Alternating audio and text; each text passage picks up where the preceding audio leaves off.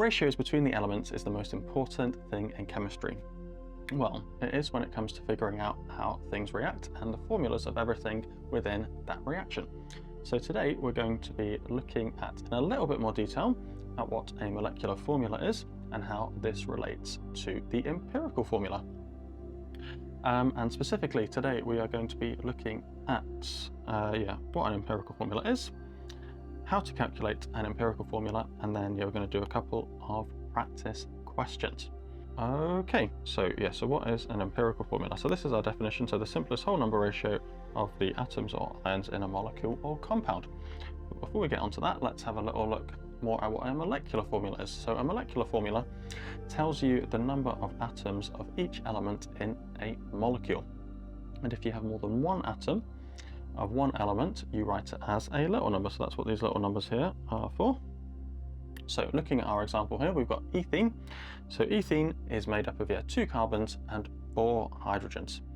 Then water, 2 hydrogens and 1 oxygen, and then they react together to give us ethanol in a hydration reaction. And then we've got the molecular formula for ethanol here as well. So all very straightforward, I hope. So now on to what is an empirical formula. So the empirical formula, already gone through our definition.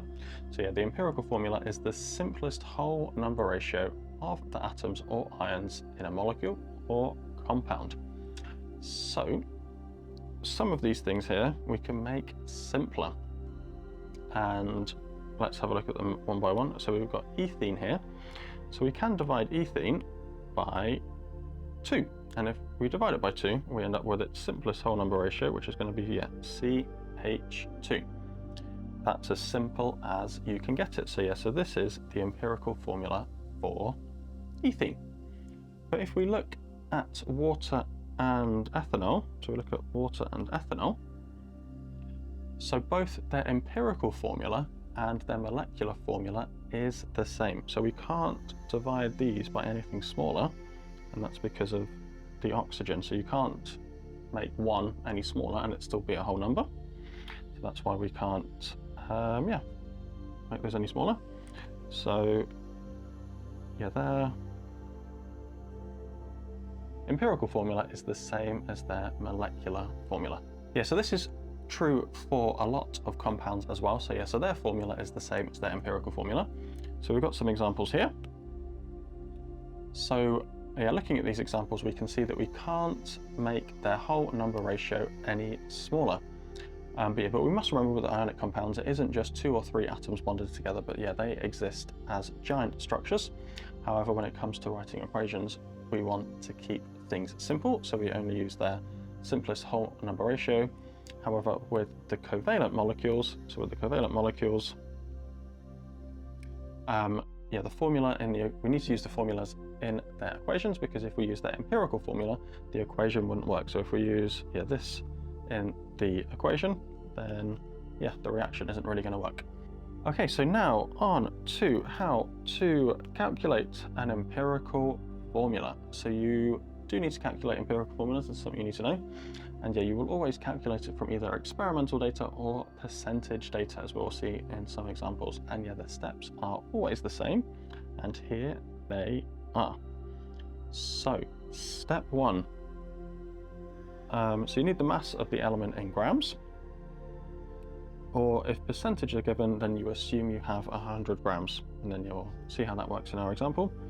Then you're kind of converting the mass into moles, so you're going to divide each element by its molar mass.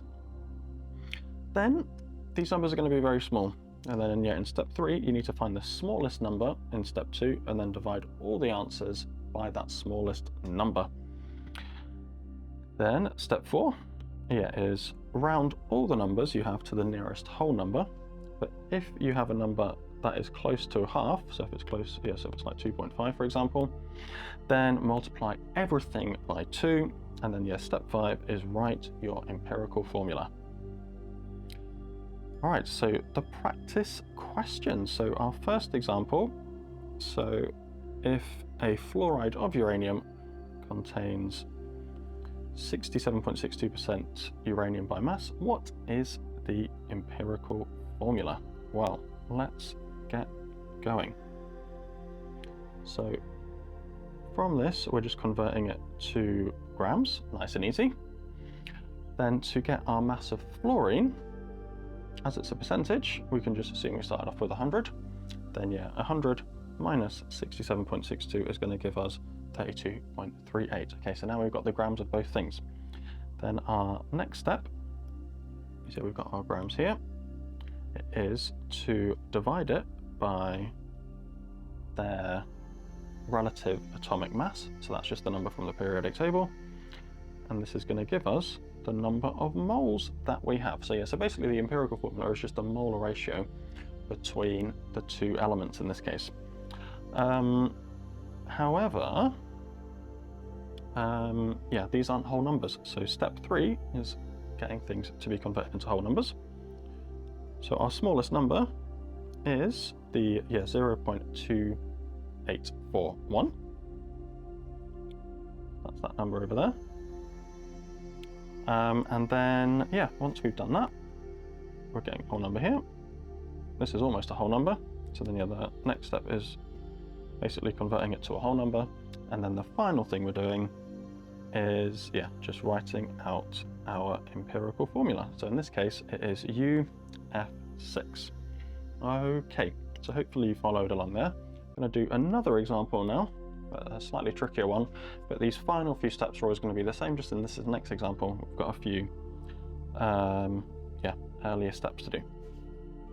So here we have compound A. So compound A contains carbon, hydrogen and oxygen, and when 1.46 grams of A burns in oxygen, we are getting this amount of carbon dioxide and this amount of water.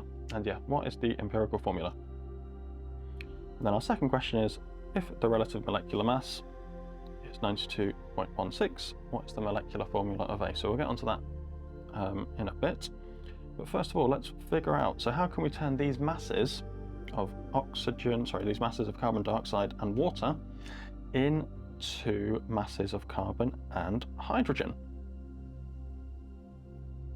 First things first, if we look at carbon, so in our carbon, hydrogen, oxygen organic compound, when it burns in air, all of the carbon that starts off over here is being converted into carbon dioxide.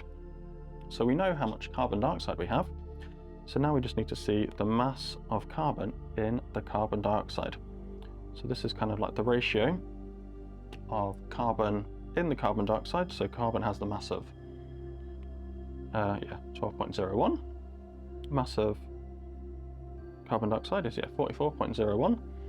Multiply that by the mass in the question, and then this is giving us our mass of carbon. Happy days. So we're going to do the same with the water and the hydrogen. So mass of hydrogen. So this is the mass of hydrogen in water, and then the mass of water is 18.02. Multiply that by the mass that we've got in the question, and then we end up with our mass of hydrogen. So our final thing is to get our mass of oxygen. So we know how much our sample was, 1.46 grams, again from the question, and then you're just minusing the mass of carbon from that, and the mass of hydrogen from that, and then hydrogen from that, and then we are getting our mass of oxygen. Okay, so that was the maybe tricky bit at the start, and now the rest of it's going to be the same as what we just did. So our mass of carbon we now know, our mass of hydrogen we now know, the mass of oxygen we now know. So going through the steps, so the first step is just getting our masses. A bit trickier, but we've done it now. Our second step is dividing the mass by the atomic mass of the atom.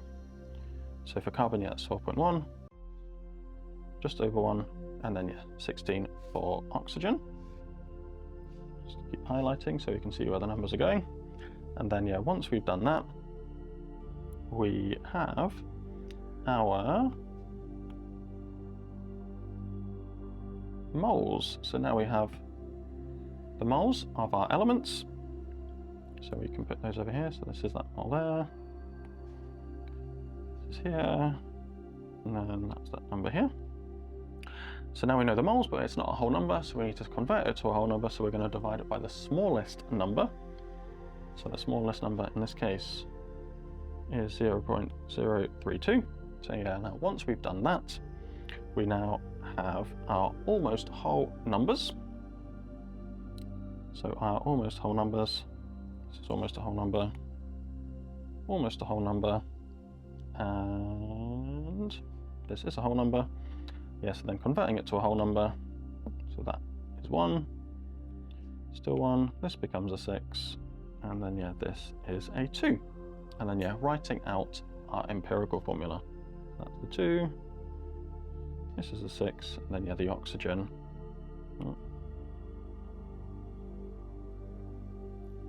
Stays, well, you don't need to write the 1, but there we go, happy days.